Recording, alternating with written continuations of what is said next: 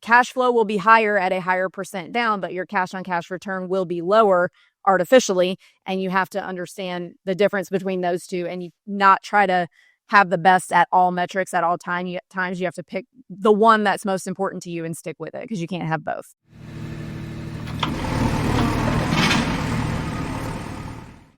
What's up, everybody? Mason McDonald here along with Dan Hawerkost, and we have an amazing show for you guys today, going all into short-term rentals and portfolio strategy, and amazing time with our guest today. But before we get into that, Dan, how are you doing today?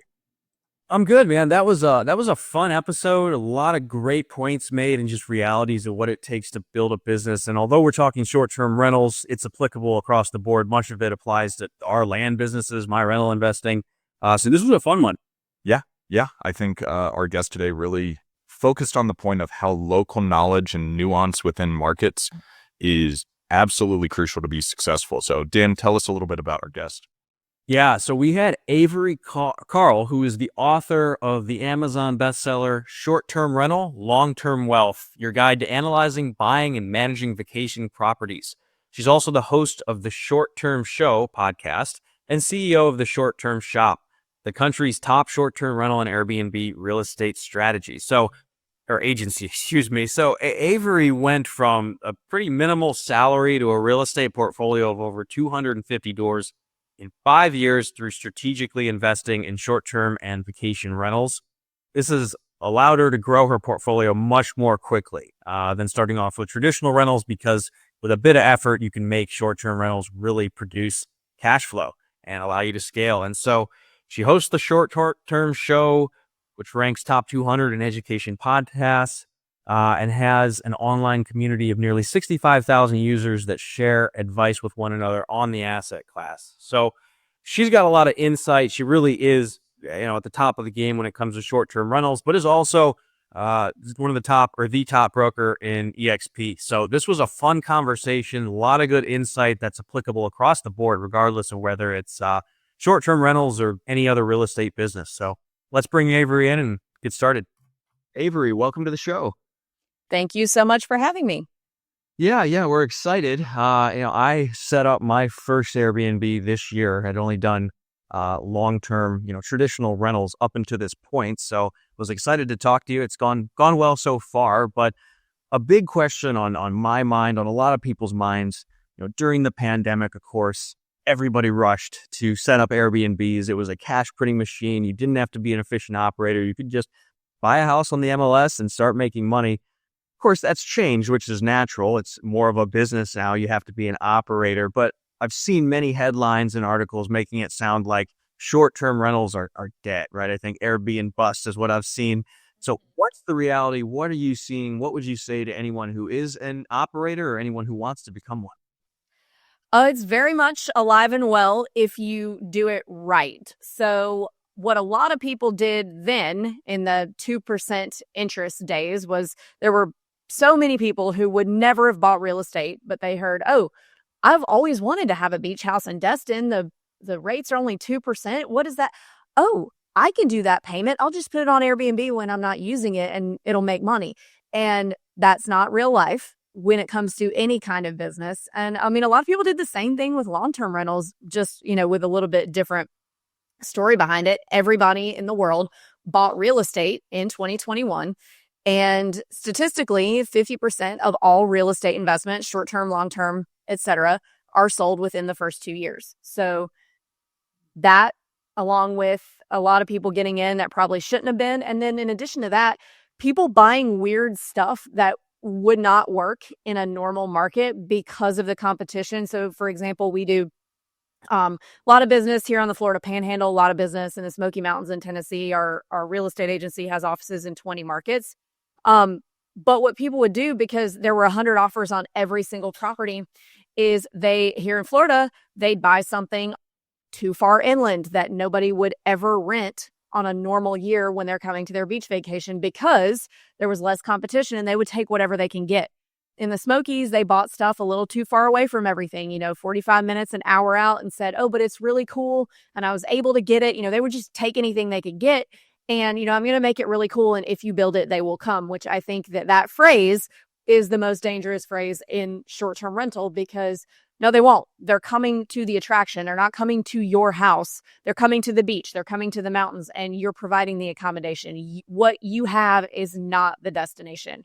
So if you're buying in the right type of market, which to me, vacation markets, so beach markets, mountain markets, national park markets, not primary home markets, not urban, not suburban, like not going into areas where, you're taking houses away from grandma's, but sticking to those vacation markets, or like vacation-ish markets, is what I would call like a Scottsdale or like a Sarasota, where it's still a lot of vacationers, but it is, there's some other industry there too. And, making sure you're buying in the right location within those markets. You're buying the right type of property. I also saw people who would buy just weird properties that, like, you don't want to rent that. Do you want to rent that when you come here? And you just bought it because it's cheaper than the properties that are more attractive to potential guests. When people go on vacation, they want to rent something that is as nice or nicer than where they live. And if you're buying something just because it's cheaper than everything else, you're kind of toying with the idea that, maybe it's not going to be nicer and it's just not going to get booked. So anyway. Yeah. Definitely. No, that was a great answer. And my question was intentionally leading because it's happened in a lot of different spaces where you actually have to treat it like a business and be an operator, an efficient operator, and follow the demand. Now, to that end, everything tends to swing too far one way or another. And this especially happened amidst the pandemic and all the money printing and money that was flowing everywhere. So like apartments, I lived in Colorado Springs for a long time. Mason lives there. And the amount of units that have come online the last few years was just outrageous given the size of the market. And I have heard anecdotally that a similar thing has happened with short-term rentals in the Smoky Mountains. What would you say to that? If you're someone looking to start a short-term rental in the Smoky Mountains, would you hold off? Would you still do it? Would you only focus on certain areas? What do you think? Okay, so if we're talking about the Smokies specifically, I have owned in that market longer than any of the other markets that I own in. So I've owned at least 3 in the Smokies, or 3 of the ones that I have now, since 2015. So I've owned since way before the pandemic and way before all the Californians came in to develop us bumpkins in East Tennessee. And I can tell you what I've seen. So what I'll say in terms of saturation, the ones that we've owned for that long, we have a studio and 2 bedrooms. They're really 1 bedrooms with open loft bedrooms for the second bedrooms. Those did, at their height, the 2 bedrooms would grossed about $85,000 in 2022, which was our highest year. They went down to about $75,000 in 23, and it looks like we're going to hit about 80 with both of those again this year. So if you're looking only from 2020 to now, that looks like it went down up a little, and then but it looks like a downward trend. But if you zoom that out and look at what we were making in 2016, we were making $45,000 each on those, and we were happy to get it. So we're still making almost double what we initially underwrote for, and we're on an upward trend. So when you look at it, 2 zoomed in, 2020 to 2024, it looks like a bust. But when you zoom out to the entire length of our ownership, it's very much a steep upward trend, actually, with a little bit of a blip during COVID. So if you're buying the right things and if you're managing well, you have to do 3 things. You have to buy right, you have to finance right. That's a really important one. And you have to manage right. The people that I'm seeing having the hardest time in the Smokies and dumping things. So around 2020, 2021, all these people who didn't realize that the Smoky Mountains, I grew up in North Mississippi, so that we went on vacation to the Smokies all the time. It's not new to me. But a lot of people from bigger cities out west never heard of the Smokies before, and they come in and they're like, oh my gosh, there's all these tourists coming. There's money to be made here. And they go, oh, hey, guys, there's no luxury inventory in the Smokies, and there's very little high occupancy inventory. Everything's 2 bedrooms and 3 bedrooms, which was true. Where they made their mistake was overfilling that need. Because at the end of the day, the Smoky Mountain tourist avatar is very blue collar. So, the first few developments of these high occupancy, extra luxury properties compared to, the rest of the inventory did great. But then as they kept developing only high occupancy, only luxury, well, they're like, oh, we're going to we're going to put these Zen gardens, and we're going to put, infrared saunas. Like, guys, those are not the Smoky Mountain tourists. That's not who comes here. So what happened was they overfilled that need for 4-bedroom and up luxury properties. And so many people bought that they had to keep there. And then couple that with the amount of competition from buyers when you're going through the buying process, driving these prices way up. A lot of these people now that bought these in that boom in a need that has now been overfilled are the ones that are having problems. Because at the end of the day, when you're buying something that's either so luxury or so big, you have to push your price per night up to a point that is out of reach for the main demographic of tourism in that market. So I'm under contract to buy another 1-bedroom in the Smokies and none of my properties are what I would consider luxury. They're all real cute, clean, nice, updated, but nothing that I'm ever going to have to charge so much that the tourists can't afford it. So I think there was a lot of that going on. And then also a lot of people buying too far away from the attractions. So everybody wanted to get in during that time. Back to the luxury thing, like people just have to understand this is not Aspen. And they kept talking about the Smoky Mountains are going to be the new Rocky Mountains. They're not. They're not. We don't have celebrities flying in on their private jets from Los Angeles to come stay at their house in Aspen. It's just not that. It's an affordable vacation. So I just went a little too far with that, overbuilt that size. And then people buying too far away. So again, 100 offers on every single property. People were just kind of taking what they could get and they would buy stuff that was too far away. We had clients of our own that we'd say, hey man, like this is a little too far away. And they would say, I really want to get my foot in the door. I really want to get into investing. And we're like, all right, okay, we told you. So we saw a lot of those people dumping also, and then not financing right. So this is the biggest, most horrible mistake that I have seen people make time and time again, buying in that time frame or right before it, is taking out enormous HELOCs on the appreciation that they made over the first, couple years.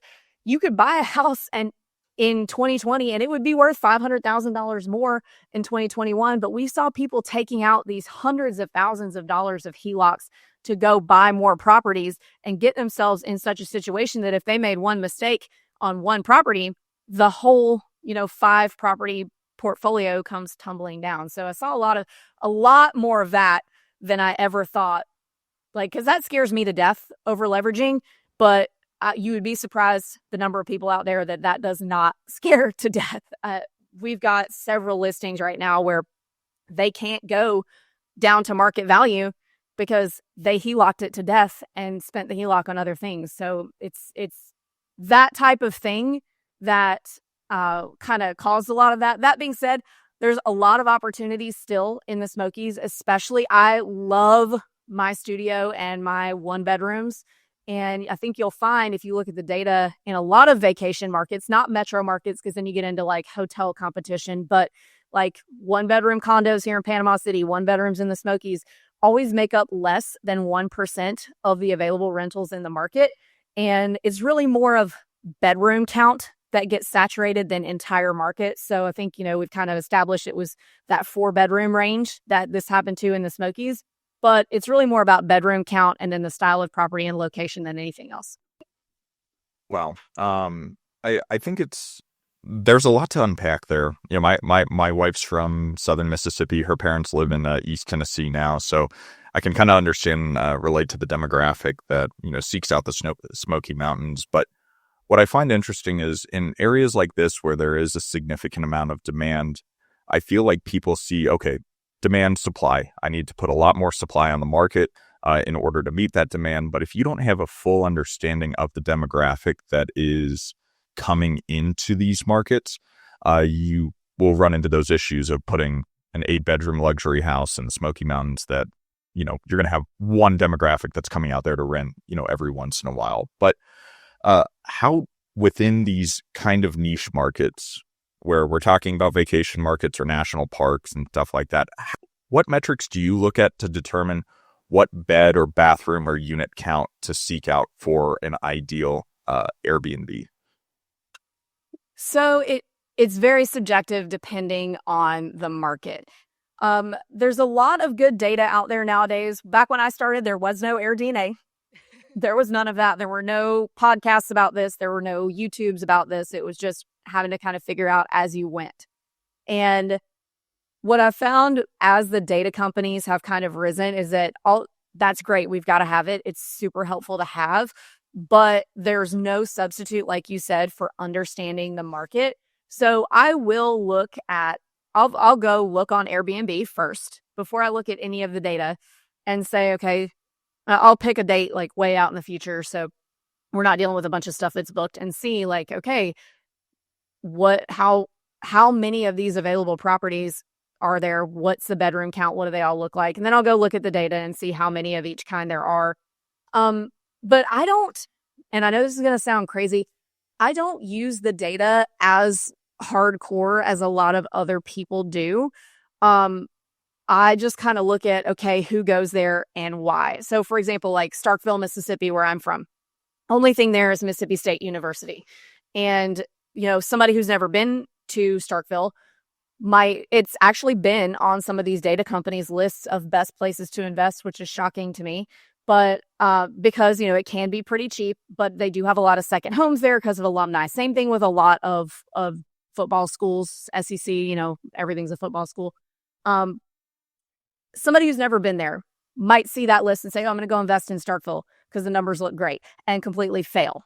And here's why. Like, I could be really, really successful in Starkville because I grew up there. I know exactly who comes there, what time of year, what they're coming for, why, what part of town they're going to stay in, and what they're doing. I'm going to have no problem finding a housekeeper, even if I have to train them on how to turn a vacation rental, because in a place like Starkville, there's not vacation rental cleaners. You're going to have to find a regular housekeeper and train them on how to turn a vacation rental.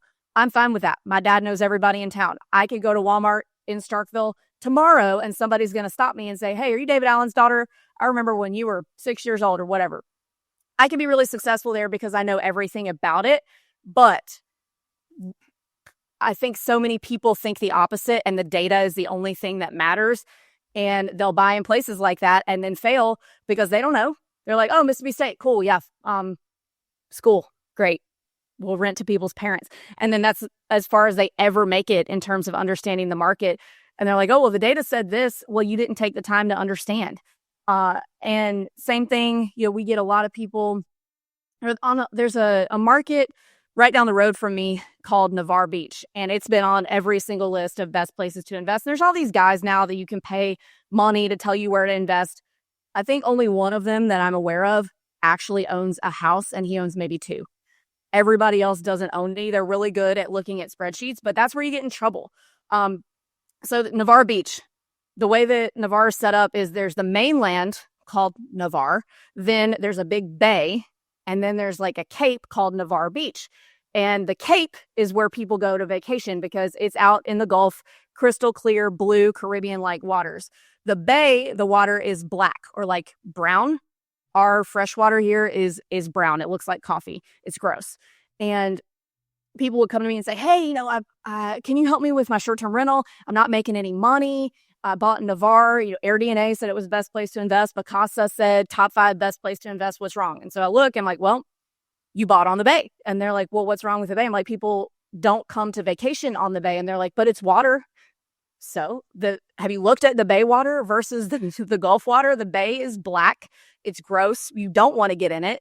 It does look like something is going to eat you. And if you go out to the Gulf, it's crystal clear. You could put your head underwater and see 10 miles. It's beautiful. And they see these numbers, apply them to these bay houses that are cheaper than the Gulf houses because people don't go there.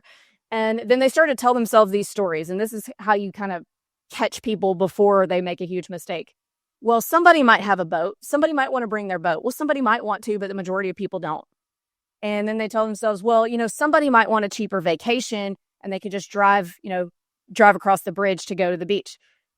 Somebody might, but most people don't. And if you took the time to understand your market, maybe visited once during high season, you'd see it's not a 15-minute drive across the bridge in high season in the traffic. It's a 3-hour drive across the bridge. So you've shot yourself in the foot in multiple ways because you only looked at the numbers. You didn't look at the intangibles of the market. I've been guilty of that with buying an apartment building in the Midwest. I was planning to hold forever. I don't sell. I'm a buy and hold investor. And numbers were great. They were great for 3 years we owned it. Then all of a sudden, the guy across the street who had a bigger complex than us just decided to stop managing it. So much crime, squatters, condemned by the city. That's coming across the street to us. They're breaking into our units. Eventually, we're like, okay, we've dealt with this for 2 years. I think we owned it for 5 years total. And return on energy is no longer there. Police do not care about pissed off landlords. So we're just going to sell this thing. Well, the cash flow is great. On paper, the spreadsheets were awesome, but the Midwest doesn't appreciate. And that was fine with me because I was never planning to sell. But something outside of my control happened. Then I had to sell for less than what I paid for it, not including all of the crap that I had to deal with remodeling units twice. We remodeled it. Somebody break in and punch holes in the walls. And so then, I got my ass handed to me on that complex because I only looked at the spreadsheets. I didn't look at everything else. Avery, that was great. There's a lot that I want to pull out of there. And one of the main things is that the local knowledge in a market is absolutely crucial. We talk about that a lot in mine and Dan's business where, comps trump everything to a certain extent. But whenever you have that local realtor that knows, okay, this right here, you can invest on this side of the street, but you cannot invest on that side of the street. And you mentioning Starkville, I actually looked at a BTR community out in Starkville. And they were saying, yeah, people buy second homes out here just for football games. And you hear something like that. If you're not from the South, you're like, no one does that. And if you understand, you do know that and you do see that. But I want to shift gears just a little bit to portfolio strategy. Because if you're investing in a lot of these vacation markets, there's going to be a seasonality component to it. Mm-hmm. For you personally, your own investment thesis, do you have very winter strong markets that you invest in and very summer strong markets to make up for that seasonality? Or how do you approach that? Good question. So for me, as long as the annual income is there, then I'm not worried about seasonality too much. Now, when I was brand new, I would have answered differently. So the Smokies, that was where I bought my first few. And the Smokies is like an 80% year-round market. So that was very comfortable to me. But now we own a bunch down here at the beach, and our season is May to October. And all my properties are 3 bedrooms and up. And at the end, during the low season, you just have to know if you're going to have a big property at the beach, you're not going to get booked. If you've got a 1-bedroom condo, you may get a snowbird coming down from Michigan or Canada or wherever. But if you've got a big property, it's not going to get booked in the off season. And you have to be okay with that. And you have to run your business knowing you're going to have an off season. All businesses have off seasons, and you just have to pay attention to that. Every November in the Short-Term Shop Facebook group, I see people go, oh my gosh, I was so booked in Panama City all year and now they've fallen off a cliff. What do I do? How do I get booked? And we're like, it's November at the beach. People aren't going to the beach. And that's right there in the data when you are analyzing properties. It's right there on AirDNA. You can see when the high season is, but every year people forget that they're about to have the low season. So for me, in our beach properties, I'm kind of excited for the low season to come because we can get in there, do some things, touch up paint, and just have a break from guests asking questions for a few months. So you have to go in with that mindset. If you're buying in a seasonal market, you might have a winter market like Park City or something, but no, the spring is not going to be good. The fall is probably not going to be good, and budget accordingly. Don't spend all your money that you made in the wintertime in March and then be like, oh no, what do I do to get booked in the shoulder season? Yeah, seasonality is certainly back kind of across the board in the housing market as well. And so it's just a matter of, I think, managing your finances accordingly. And as you said there. Now, getting away from market selection, let's talk a bit of strategy around acquiring these sorts of rentals. I know you mentioned you don't need 20% down every time. So can you talk a bit about how you're going about acquiring more short-term rentals without having that large of a down payment? So for me, I've got enough of a portfolio now that we just put 20% down minimum on everything. But for single families, the minimum is for a conventional investment loan is 15%. So a lot of people don't even realize that. And then you can put 10% down on a vacation rental if you're going to use it as a second home some. So that's a great way to get started for sure. It's half the down payment of what you were probably expecting to have to make. So I'm a big fan of those. Be sure to talk to your loan officer about the stipulations of that, because there are some stipulations. But that's a really, really great hack to get started with short-term rentals. But one thing to remember, though, guys, is people start playing around with their down payment numbers, and then they're like, I had one recently who said, okay, I'm going to put 30% down so my cash flow is higher. I'm like, okay, great, let's do that. And then he ran the numbers and he said, oh my gosh, the cash on cash return is terrible. I can't buy this. And I'm like, you're putting 30% down. That's the more you put down, the worse your cash on cash return looks. So that you have to, cash flow will be higher at a higher percent down, but your cash on cash return will be lower artificially. And you have to understand the difference between those two, and you not try to have the best at all metrics at all times. You have to pick the one that's most important to you and stick with it, because you can't have both. Yeah. And strongly agreed in general. Once you get past those first few rentals, I got my first several rentals via house hacking, and that's great when you don't have a lot of money, but 3.5 to 5% down, over too many doors starts to get pretty risky. So how have you gone about scaling? I know have a portfolio of over 250 doors, for somebody that maybe has 2, 3, 4 Airbnbs and they want to get to 10 or 20. How do you think about that? What do you recommend? People are not going to like this answer, but I have active income. I have a real estate brokerage. That's my active income. And I don't spend a penny of my real estate income on anything other than buying more real estate. Yeah. No, I'm glad you said that, because I was one of those people that listened to Bigger Pockets, which was great. It helped me get started. But once you've gotten a few investments, you've got to get away from the leverage mindset and realize the whole passive income thing is a bit misleading unless you have a lot of net worth where you can go buy free and clear, or 50% down on real estate. And so I had to learn that lesson. You got to start some sort of active business in conjunction with the quote unquote passive investing. So let's talk about that. Along with the Airbnbs, you're licensed, right? You're talking about your clients. So how do you manage both the Airbnbs that you have, the acquisition of new ones, and being a licensed agent? So, it's tough. I'm going to be honest with you. My husband and I kind of look at this as a family business. The real estate brokerage is huge. We are the number one team at EXP out of 85,000 agents, have been for the past 3 years. We do a minimum of $600 million in transactions a year. I think the highest we ever did is 1.2 billion in 1 year.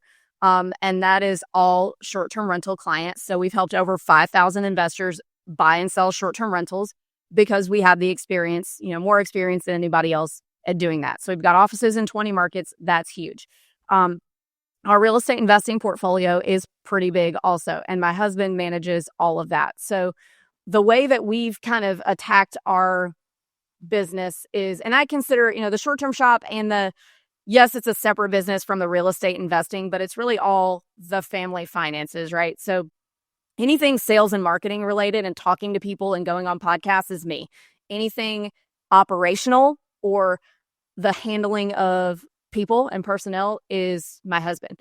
He owned several bars in New York City when I met him, and has for years, not anymore. Got out of that, did for years. So his way of handling things and my very Southern way of handling things are different.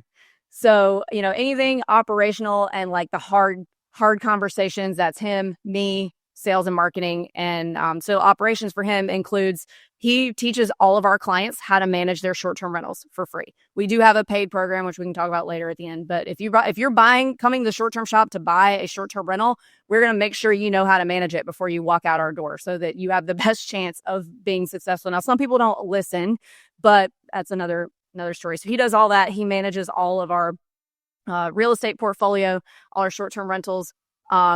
We're to the point now where he's just over there buying real estate. Like, we don't even talk about it anymore. If it's a short-term, we will, but he's over there. He's got our apartment building machine and our our single family long-term rental machine. He'll just be like, hey, I'm going to buy this house. And I'm like, cool, buy it. And So I kind of handle the incoming cash flow, and he handles the outcoming and hanging on to that cash flow. That sounds like a really great system. And I feel like working with spouses can be really challenging or really Oh, it is. if you guys are, you know, equally yoked in your own capacity, but have those different things that you're really good at. But what with the sales and marketing strategy for your brokerage, having the top brokerage at EXP, I mean, that's insane. How did you go about building that brand? Because I imagine when you first became a licensed real estate agent, you didn't necessarily see, I'm going to have the top, brokerage within a huge multinational brand. Can you talk a little bit about from where you started as a broker, as an agent to managing this brokerage? Yeah. So I didn't want to do it. I didn't want to be a real estate agent. I thought like carrying around a sign and putting it in people's yards and all that was douchey. And I got my license to do our own deals because my husband is a New Yorker and can be very abrasive sounding at times. So I was tired of apologizing to agents. And so I got my license so I didn't have to do that anymore. So I'll just deal with him and we can just, have a little more speed to do our deals. But what happened was those first few deals that I did for us, we were short-term rentals. And this was again back in 2017-ish. And it started off with just friends saying, "Oh, you're making how much on that short-term rental in the Smokies? Teach me how to do that. Help me buy one." And then it became friends of friends. And then it became people we didn't know, like true clients. And then all of a sudden I was the top agent in the Smokies. And then I noticed that a lot of our clients were also buying vacation rentals in other similar markets. So like Destin, where I live. And they would come to me and they'd say, "Hey, I want to buy a beach house now. Is there like a U in Destin that I can go to that can help me like you helped me in the Smokies?" And there wasn't in a lot of cases, or not that I knew of. And so I just kind of built it to where I'll put a me there. And then that way you have access to Luke and myself to help you with your property there. And it's all kind of in-house. And so then it just kind of built out to 20 different markets from there. So no, I didn't set out to be successful as a real estate agent at all. Like I just wanted to make $100,000 a year and not have to go into an office and be able to spend time with my kids. This just is something that kind of grew very organically. But yeah, I don't think I could tell somebody how to do it step by step, or if I could even do it again. I think there was a lot of right place, right time with it as well. So having built such a large team and a large platform and following, where did the leads for your own deals come? Are they primarily from social media, or are they coming from the agents within your brokerage? Or, and I mean, I guess it's your husband that's going out and buying the short-term rentals now, but where do they typically come from? So there's going to be a lot of pissed off real estate investors that hear this. 90% of the deals we ever bought have been on the MLS. There's no crazy direct mail strategy of you have to have the perfect, looks like you actually wrote it, the perfect color yellow letter right on the MLS. That's too easy. Just make an offer. It's too simple. Yeah, no, I'm really enjoying this because although we're talking about short-term rentals, much of what you're saying is applicable across the board. And now, I'm just about to hit the 7-year mark since I bought my first property. And I realize the best way to go about it is to build an active business, your cash printing machine, and then to buy and hold nice real estate that'll appreciate, amortize, and help to, reduce the tax burden on that income. And the reality is that's boring. You hear the 0 to 100 doors in 2 years, 20-year-old, the stuff you hear on podcasts, and that's rarely the reality. And the reality of business is boring and slow and steady. And so I'm curious, what is your investment thesis? How do you think about where and what you want to buy as far as the long-term buy and holds? You mentioned those apartments that ended up being not quite as great as they sounded on paper. You mentioned you buy a lot of single-family houses. What do you look for in a buy and hold? So we like medium-sized metro markets. And so right now we are in 3 of those for long terms. And something I want to differentiate for your listeners, the markets where we buy short terms and the markets where we buy long terms are entirely different markets. This is not something where we're like, "Oh, we've got this 12-unit apartment building in Ohio. Let's convert it to short term. Let's have some of them be short terms." I think that's stupid. I think it's a stupid idea. Entirely different markets. I like for long-term investing, whether it is, I almost said condos, whether it's apartments or single families.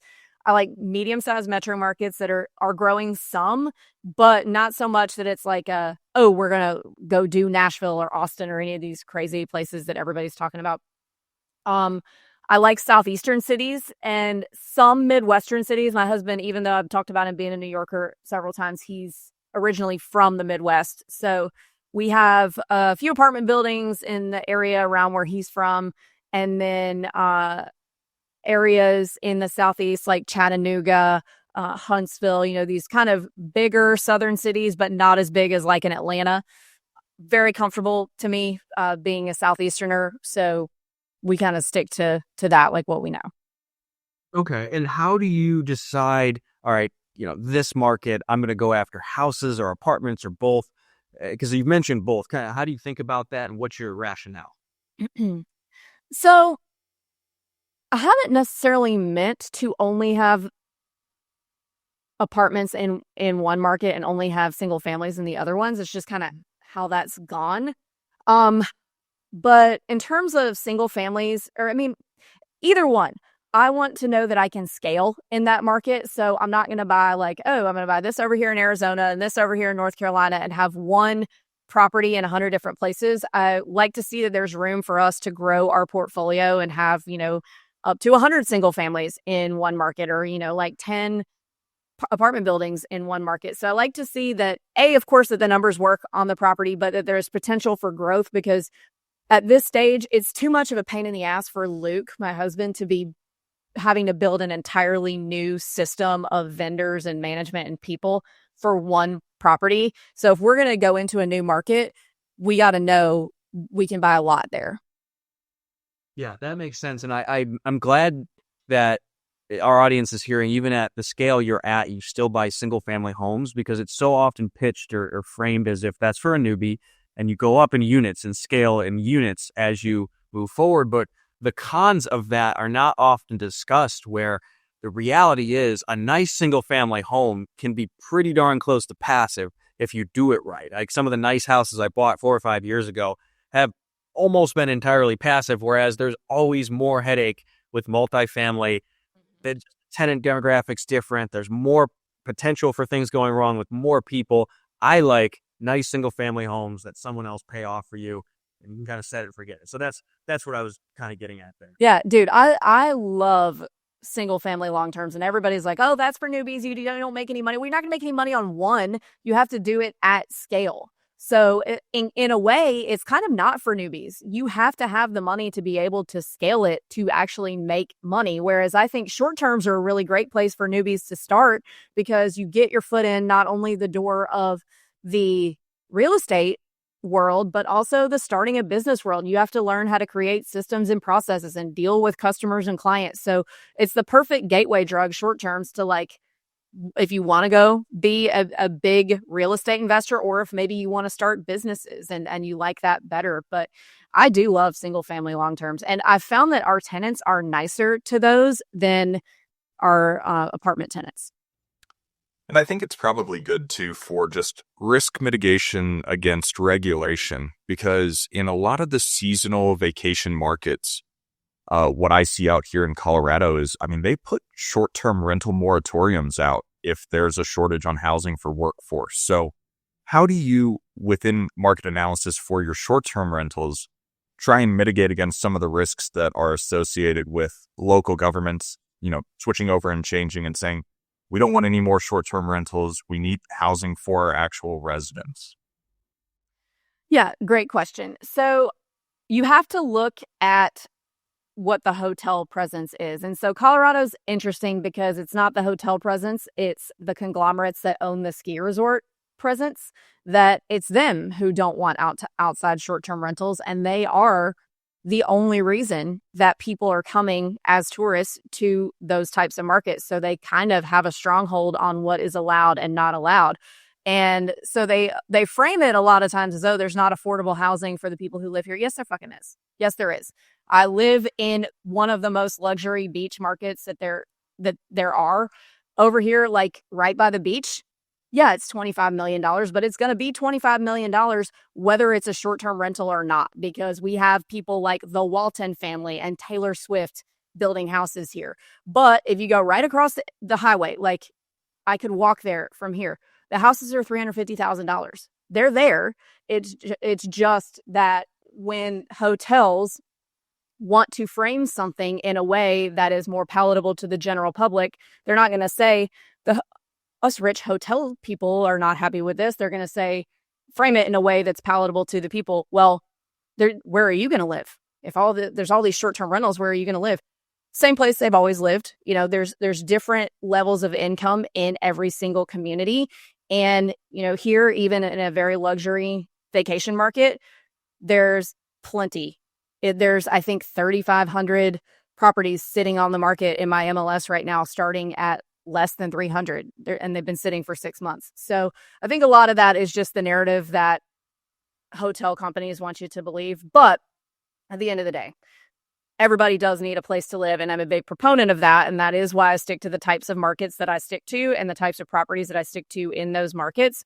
So if I sell one of my beach houses right now, it's probably not, you know, somebody's not going to rent that long term. That's not going to be something that you know, the bartenders are going to want to rent or be able to. So you kind of just have to look at what the rest of the market is. Is it a big second home and vacation rental market? Yes. You know, you're not going into what was a quiet neighborhood or where people are trying to raise their kids and changing things to short-term rentals.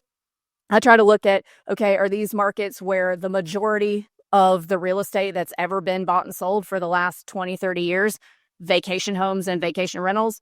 Okay, I'm okay with this. But I really, to your point, like, don't agree with going into, you know, like Birmingham, Alabama, and buying up an entire street of houses that would have been starter homes and turning those into short-term rentals. I don't agree with that. Yeah, absolutely. Well, and so one thing we haven't talked about is we've talked about short-term rentals. We've talked about long-term rentals. I know we've had a previous guest on the show, and I know Dan rents his house out, I think, for about a month at a time. Do you have any mid-term rentals within your portfolio? And if so, how does your strategy for those differ from your short-term rental strategy? So I don't. It's not to say that I wouldn't, but it would be something that either I am buying something for myself where they don't allow short-term rentals that I would like to rent some to make some money, or it would have to be like I mentioned earlier, something that we're getting into where we're going to buy at least 10 of them in the same market. So it's not something that I wouldn't do. I think people can be really successful with that and are. It's just not something that I've done because we've got our own train rolling over here. So. Gotcha. Yeah, you can only be an expert in so many things. Now, to that end, you know, I was thinking about this the other day. I went to the Grand Canyon. I was looking for a place to stay, and it doesn't even occur to me. I'm at the tail end of the millennial generation, so I think this is applicable to many of my peers. It doesn't occur to me to look at hotels. My first place I look when I want to stay is Airbnb. And so I have to think that's going to be even more true with much of the Gen Z and the people that are getting to the age where they're soon going to be renting hotels and traveling. And so what's your outlook for the future for short-term rentals, and to nuance that question a bit, for the specific platforms? Is Airbnb going to stay as the dominant one? Is VRBO picking up? What do you see?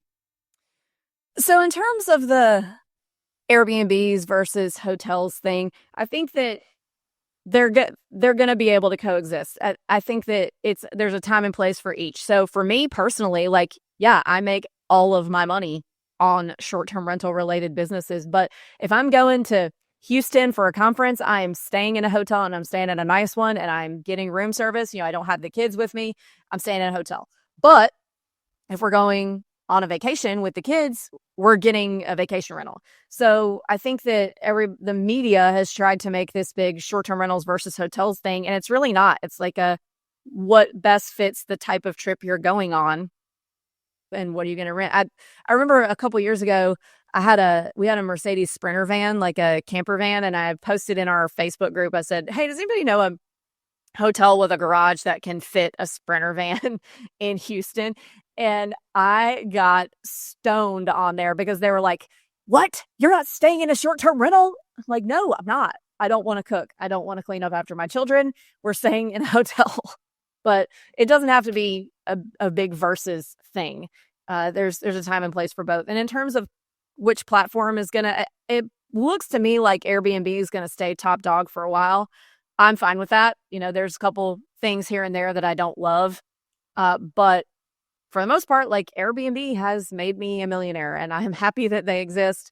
Verbo, Verbo's kind of like that, like, slow kid in the race that you're really rooting for. Like, they've got all the potential to get there. They got the heart. They just, like, can't figure it out.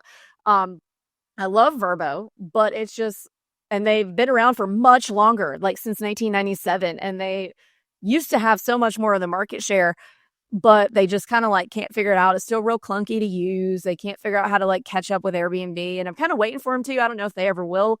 We get, I would say, like 30% of our bookings from Verbo, so enough to matter. Like, I love them, but it's like, just figure it out. It would be so easy just to do X, Y, and Z, but I think those are going to be the two front runners for a while. If Google Vacation Rentals keeps up, like if Google doesn't say, okay, we're not bothering with this anymore, I think it's got the potential to surpass, but it's way, way, way at the beginning of that now. So who knows? I hadn't even heard of Google Vacation Rentals, so but I'm like you, Avery. I enjoy my bed being made every morning and room service and not having to think about anything. Dan, you could stay at the random person's house in their spare bedroom. But one last question, kind of related to strategy, portfolio, and everything. You've got this active business. You've got the relatively passive business and the actual passive investments. For tax reduction strategy, how much time and effort are you guys spending into, depreciation, bonus depreciation, even though that's kind of going away, maybe coming back? And how do you balance your portfolio, ensuring that you're minimizing your tax exposure? Oh, we cost seg every single thing we buy. I'm real estate professional status, so it's a lot easier for us to be able to do that. And I think he is now too. But if you are not a real estate professional status as a listener, so if you're somebody who cannot show the government that you spent more time, more hours on your real estate business than your W-2 job, then there is what's called the short-term rental tax loophole for you, so that you can take advantage of the tax benefits, which are pretty significant, of owning real estate. And I'm not a CPA, but there are some really good ones with a lot of content on this on the internet. Carlton Dennis is one. Amanda Hahn is one. I had a lot of them on my podcast and on my YouTube. Actually, we have a tax playlist on my YouTube channel, The Short Term Shop, where we talk about all of this with all the great tax minds. So you can hear every single one of them talk about it in a row. And what it is you are able to take that bonus depreciation if you meet the material participation requirements in one of three ways, which you can absolutely do with a full-time job. A lot of high-income earners like doctors and attorneys use this strategy to offset their W-2 income. So, doctors are making tons of money. They've got a big, big tax bill on their W-2. So they come over here and they buy short-term rentals to offset that. I'll direct you to my playlist and some actual CPAs for further information, but it is probably the greatest tax hack for non-real estate professionals in real estate. And I really, really suggest you check that out. I do think 100% bonus depreciation is going to come back in the next 2 years. And I'm hoping that they make it retroactive to when they started sundowning it, but we'll see.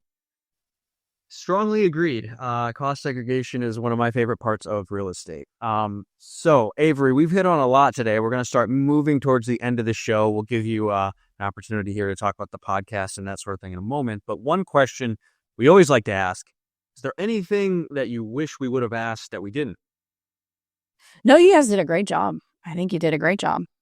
Thank you. I appreciate that. And now, you're an author, you have your own podcast, you have your brokerage. Please tell everyone where they can find all these different things and where they can find out more about you.